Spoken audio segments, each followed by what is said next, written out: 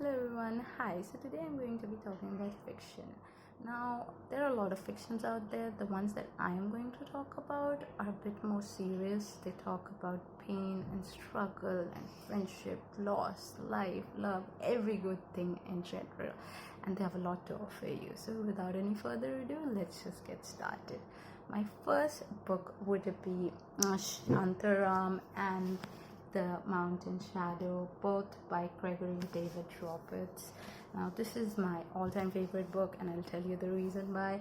First, let's know about the story. Now, the story is about Lynn, who was an armed robber and an heroin addict.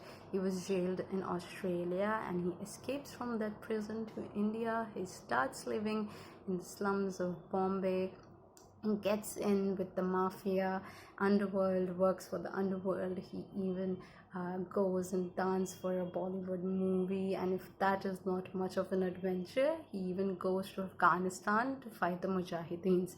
Now, what is so interesting about this novel is that this is said to be a semi-autobiographical novel, in the sense that Gregory, who has written this, he has been to jail himself. He has also been a heroin addict, and he also escaped to India. And this is what makes the book special for me, is because it talks about how he restarted his life. It talks about hope and how life can be built anytime, anywhere, and it talks about the loss of his past self and the rebuilding of his new self, which is not at all attached to his past. It talks about hope, it talks about love, about betrayal, about friendship, and there's so many things in this book which will make you absolutely love this book.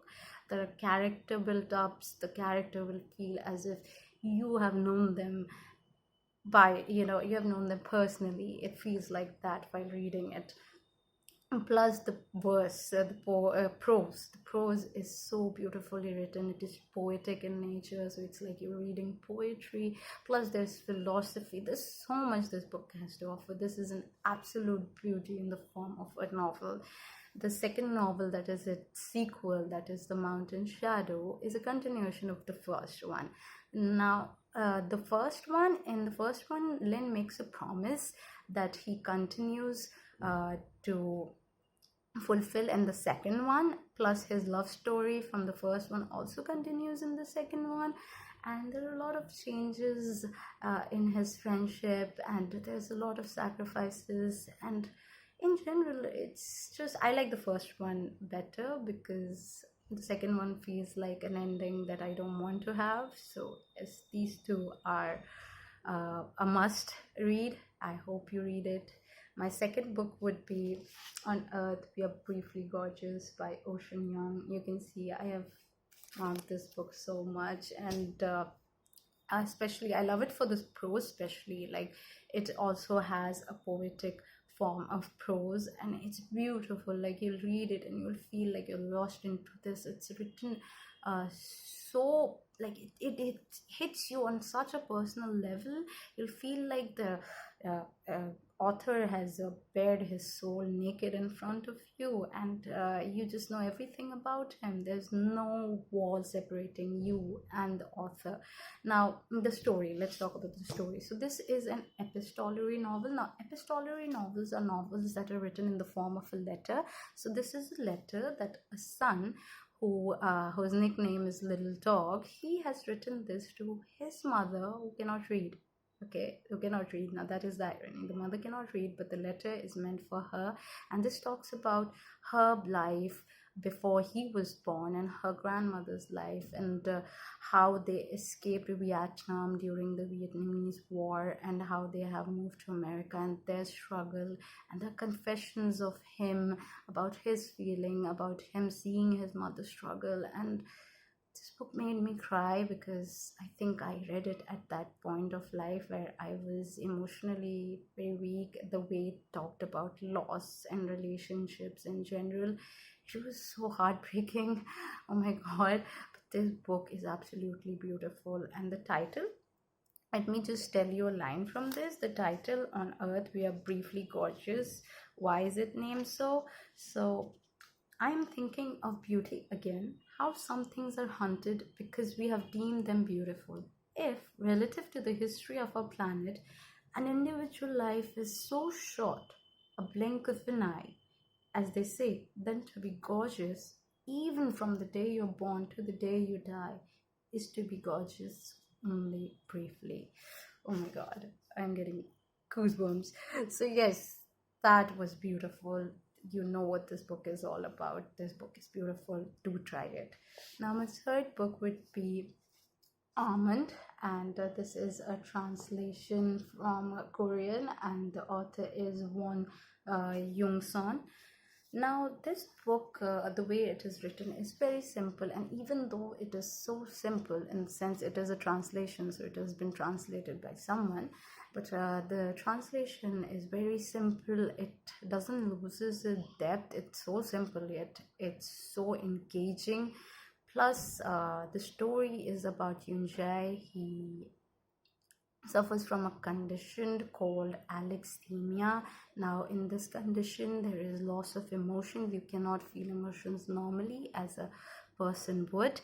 And this talks about the struggle of him as well as his family, who has to raise a kid that is different from others, and how they try to instill in him the normal feelings of a child, at least to behave in a normal manner, so that in the future he doesn't have to suffer. And the relationship talks so beautifully about the relationship between his mother and his grandmother, and there is such a tragic in the book when his mother and his grandmother is killed in front of him, and he cannot even feel anything. Like, you do the feeling for him and you're shouting and screaming because he cannot feel anything, but you can. And this was a very different kind of book, and I'm pretty sure anybody would enjoy it. It's so simple. And for all the BTS fans out there, this was a BTS recommended book, so I hope you read it, and I'm pretty sure you're gonna love it. My next book would be Metamorphosis by Franz Kafka. Now, this is also a semi-autobiographical novel. Now, it is said so because the story is about Gregory Samsa, who is a salesman and the only earning member of his family. While he earns, he is clearly loved and respected by his family, but one morning he wakes up and he finds that he has been transformed into an insect, to a bug. Now, Gregory cannot go to work, he is not earning anymore, he's bedridden, and his family, once loving family, doesn't love him anymore. They start treating him as a burden. They're disgusted by him, and in the end they decide to get rid of him. And this speaks the truth about life, that as long as you're useful, you're valuable, but the moment you're rendered useless, you're no longer valuable to even your own family, maybe. And this is the truth for most of us, if not for everyone.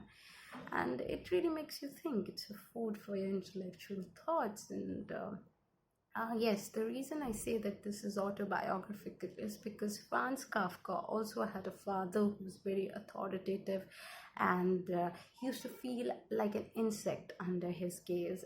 And his mother was also as docile as the mother in the story, and he also loved his sister as Gregory loved his sister in the story, and his sister also betrays him in the end by supporting and taking side of his family rather than him. And this is a very heartbreaking book in the sense story, like you as you go along with Gregory and feel for him, you feel miserable for him, and you can't help but feel numb for a few days, if you know what I mean. Okay, now my last book would be The Kite Runner by Khalid Hosseini.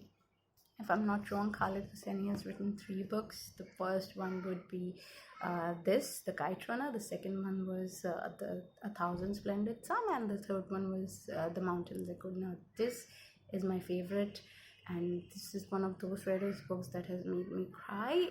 And it is for all the good reasons, because there are so many layers to this story. Like, you peel off one, you go on to the next one, and you are surprised by it. It hits you, it keeps you engaged till the end. You want to know how, what, when.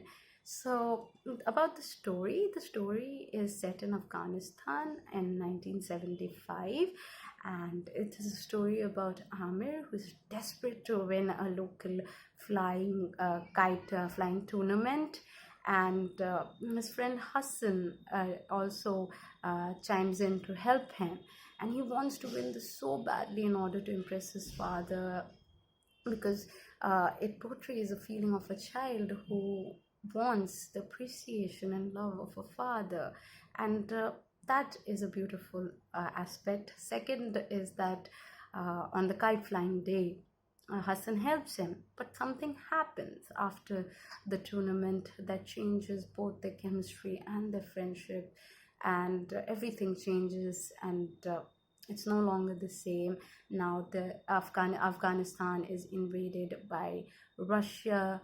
Now Amir flees with his father to America, but that thing that happened that day stays with him, and it keeps on hitting his conscience. And one day he finds out that he has to go back to the wanton country in order to redeem himself. And this just took me to places. I think it is so heartbreaking, because it could be a story of anyone in general. Like, it could be a story of a man that is living, even though it's fiction, it feels real. Plus there are so many things happening in Afghanistan, and there's still so many things happening right now. And you really feel for the characters out there. You feel for Amir, you feel for Hassan, and you feel for Amir's father. And it's just devastating. This novel will teach you a lot about life in general. All of these, they are extremely beautiful, and should be read in a lifetime. Okay, I think I'm carried away. I got carried away a lot by talking about this. This was a heavy video to make, especially when I am so emotionally attached to these books and the stories they have to offer. I hope you all read it as well, and pray for Afghanistan, and I wish things get better there, and the people there stay safe. I hope you all stay safe as well. Take care until I see you next time. Bye bye.